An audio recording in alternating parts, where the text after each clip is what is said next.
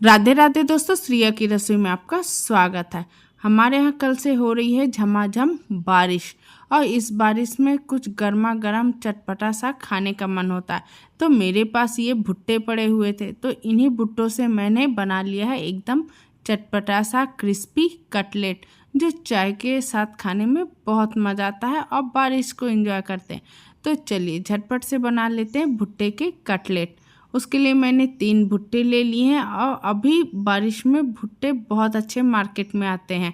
तो मेरे यहाँ ये 3 भुट्टे थे। अगर आपके यहाँ भुट्टे ना मिलते हो तो आप स्वीट कॉर्न भी ले सकते हैं। कुछ मेरे पास सब्जियां रखी हुई थी, तो मैंने उन सब्जियों को ले लिया है, जिसमें मैंने 2 शिमला मिर्च, 2 प्याज, 3 से 4 गाजर और धनिया पत्ती ली है। अब हम ले लेंगे चॉपिंग बोर्ड। चॉपिंग बोर्ड में मैंने रख दिया है भुट्टे को, और भुट्टे को मैंने बीच से काट दिया है। काटने के बाद हम इस तरह से चाकू से भुट्टों के दाने निकाल लेंगे। आप चाहें तो इसके एक एक दाने भी निकाल सकते हैं, पर एक एक दाने निकालने में आपको बहुत टाइम लगेगा। तो इस तरह चाकू से कट करेंगे तो आपके भुट्टे क्या आसानी से निकल जाएंगे। और मेरे भुट्टे हैं कि इधर उधर भाग रहे हैं, तो उनको पकड़ के रखना पड़ता है चॉपिंग बोर्ड में। तो इस तरह से बढ़िया चाकू से मैं सारे भुट्टों को निकाल लेती हूँ। जब तक मैं ये सारे भुट्टे चॉपिंग बोर्ड में कट करके निकाल रही हूँ, तब तक आपसे प्यारी सी विनती भी कर रही हूँ, रिक्वेस्ट कर रही हूँ, अगर आपको मेरा वीडियो ज़रा भी पसंद आता है तो वीडियो को लाइक कर दीजिएगा, शेयर कर दीजिएगा, सब्सक्राइब कर दीजिएगा, बेल आइकन दबाना बिल्कुल मत भूलिएगा, जिससे आने वाली वीडियो की नोटिफिकेशन आपको सबसे पहले मिल जाएगी। इस तरह से मैंने सारे भुट्टों को कट कर लिया है। और भुट्टों को कट करने के बाद अब मैंने ले लिया है हैंड चॉपर। हैंड चॉपर में मैंने प्याज को रफली चॉप करते हुए डाल दिया है। आप एक एक सब्जियों को भी चॉप कर सकते हैं, एक साथ सारी सब्जियां डाल के भी चॉप कर सकते हैं। तो इस तरह से टूटे फूटे चॉपर में मैंने डाल दी हैं रफली चॉप करते हुए प्याज, और उसको बारीक चॉप कर लेंगे। आप चॉपिंग बोर्ड में भी कट कर सकते हैं या चॉपर में भी चॉप कर सकते हैं। इस तरह से मैंने प्याज, गाजर, शिमला मिर्च को चॉप कर लिया है। अगर आप सावन में प्याज नहीं खाते या प्याज नहीं पसंद करते तो आप स्किप कर सकते हैं। जो सब्जियां आप खाते हैं आप वही सब्जियां डाल सकते हैं। तो इस तरह से सारी सब्जियों को मैंने चॉप कर लिया है। अब उसी हैंड चॉपर में मैंने भुट्टा डाल के उसको भी बारीक चॉप कर लिया है। आप चाहें तो सारी चीज़ों को एक साथ डाल के भी चॉप कर सकते हैं। भुट्टे को अब हम डाल देंगे एक बड़े से बाउल में। इस तरह से हम इसको निकाल लेंगे। अगर हम भुट्टे को ग्राइंडिंग जार में पीसेंगे तो वो एकदम बारीक सा पेस्ट बन जाएगा और पानी छोड़ देगा। हमको इसको पेस्ट नहीं बनाना, भुट्टे का दरदरा रखना था। और एकदम फ्रेश ताज़े भुट्टे हैं तो बढ़िया आसानी से बारीक चॉप हो गए हैं। भुट्टे चॉप होने के बाद उसको बाउल में डालने के बाद मैंने डाल दी है सारी बारीक कटी हुई सब्जियों को, जिसमें प्याज, गाजर, शिमला मिर्च है वो भी डाल दिए हैं। उसके बाद जो हमने स्वीट कॉर्न भुट्टों को चॉपिंग बोर्ड में रखा था उनको डालने के बाद बारीक कटी हुई धनिया पत्ती डाल देंगे। धनिया पत्ती डालने के बाद हमने इसमें थोड़ा तीखापन देने के लिए 1 tablespoon red chilli flakes डाला है। स्वाद के अनुसार नमक डाल देंगे 1 टेबल स्पून। आप चाहें तो हरी मिर्च को भी काट के डाल सकते हैं, पर ये मैं नाश्ता बच्चों के लिए बना रही हूँ, इसलिए मैंने हरी मिर्च का प्रयोग नहीं किया क्योंकि वो बहुत तीखा हो जाएगा। उसके बाद हमने 4 से 5 मीडियम साइज के आलूओं को उबाल लिया। आलूओं को उबालने के बाद उनको हमने अच्छे से छील लिया था। छीलने के बाद ठंडा कर लेंगे और हाथों से मैश करते हुए डाल देंगे।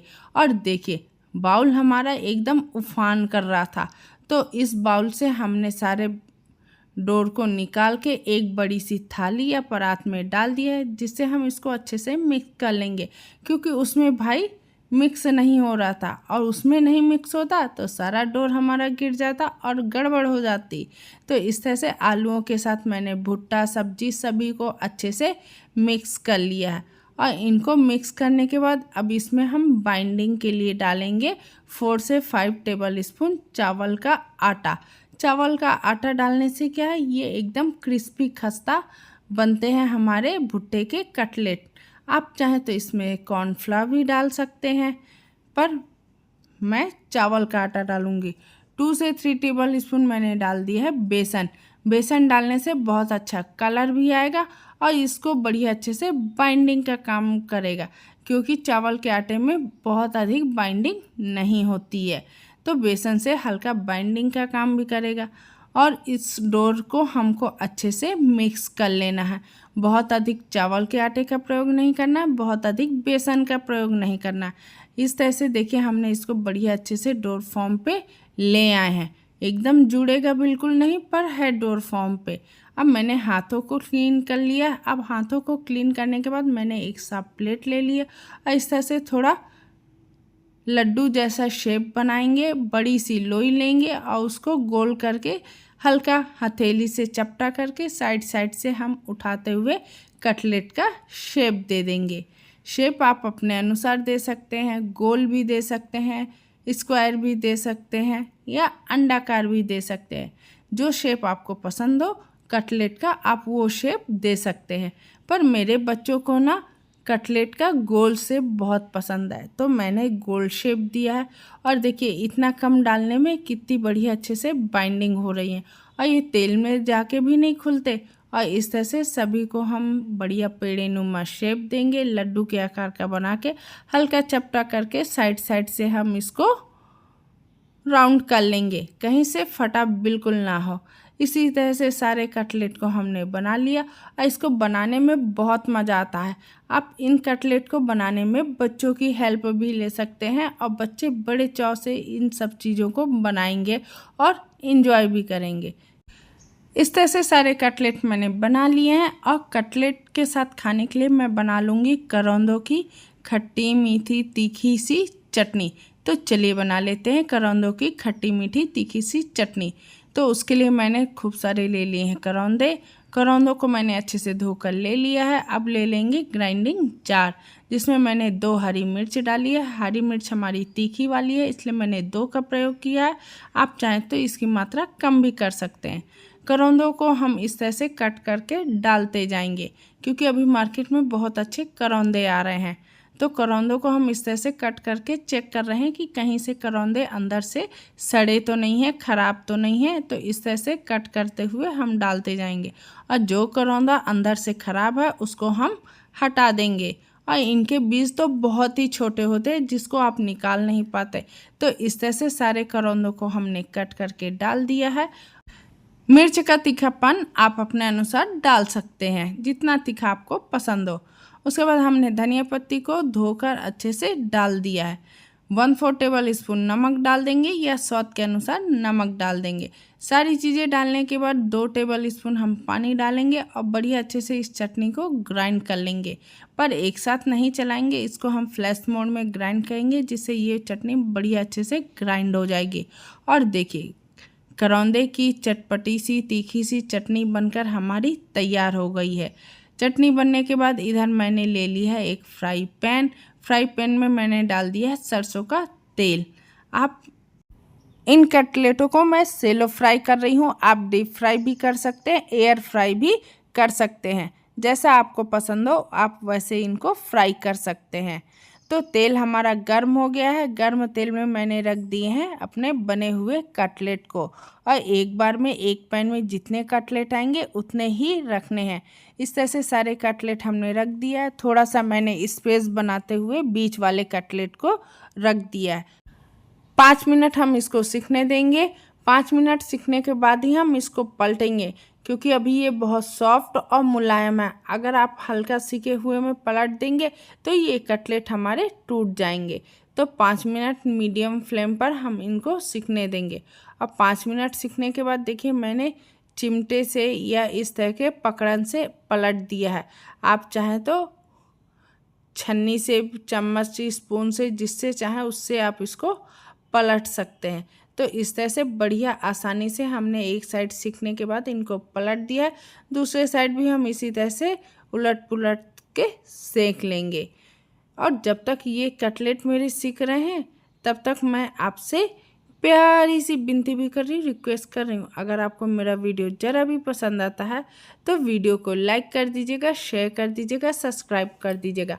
बेल आइकन दबाना बिल्कुल मत भूलिएगा, जिससे आने वाली वीडियो की नोटिफिकेशन आपको सबसे पहले मिल जाएगी। तो इस तरह देखिए अब हम स्पून से पलट रहे हैं, पर इनको हम सीखने के बाद ही पलटें, नहीं तो ये टूट जाएंगे। और एक साइड से ये थोड़े डार्क हो गए थे तो उनको पलट के एक साइड से मैं इनको हल्का और सेक दूंगी। इनका कलर आप अपने अनुसार रख सकते हैं। मेरे हल्के थोड़े डार्क हो चुके थे, इनको अब हमने निकाल लिया। तो एक छन्नी में निकालेंगे और थोड़ा देर साइड में पैन में रोक देंगे, जिससे एक्स्ट्रा तेल हमारा पैन में चला जाए। इसी तरह से सारे कटलेट निकाल लेंगे। और कटलेट का कलर आप अपने अनुसार रख सकते हैं। हम थोड़ा डार्क पसंद करते हैं, इसलिए मैंने डार्क निकाला है, क्योंकि ये थोड़े क्रिस्पी भी होते हैं। तो इस तरह से एक बैच के कटलेट हमने निकाल लिया है। इसी तरह से जितने भुट्टे इसमें बचे हुए हैं उनको भी हम निकाल लेते हैं और बाकी सारे कटलेट को हम डाल के सेलो फ्राई कर लेते हैं। तो इसी तरह मैंने सेकेंड बैच को भी फ्राई कर लिया है। तो इस तरह से एक बार में जितने हैं उतने कटलेट डाल के हमको 5 मिनट पकने देना है। 5 मिनट बाद हम इनको पलट के दूसरे साइड से पकने देंगे। अगर आप बहुत जल्दी पलट देंगे तो ये एकदम सॉफ्ट मुलायम रहते हैं, तो टूट सकते हैं। तो देखिए मैं छन्नी से पलट रही हूँ तो एठ मेरा टूट चुका।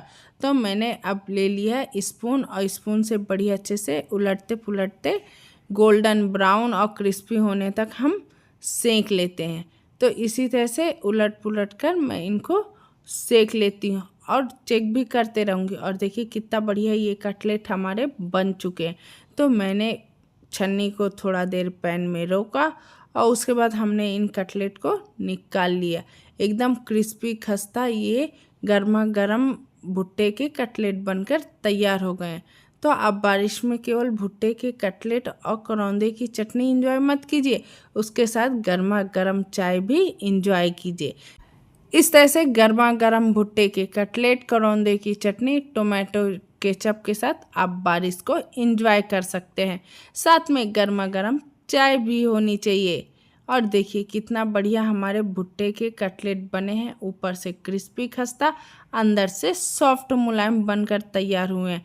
अगर आपको भुट्टे के कटलेट की रेसिपी पसंद आ जाए, वीडियो को लाइक सब्सक्राइब कर दीजिएगा। कमेंट बॉक्स में लिखना बिल्कुल मत भूलिएगा कि भुट्टे की कटलेट की रेसिपी आपको कैसे लगी, कितनी पसंद आई। धन्यवाद।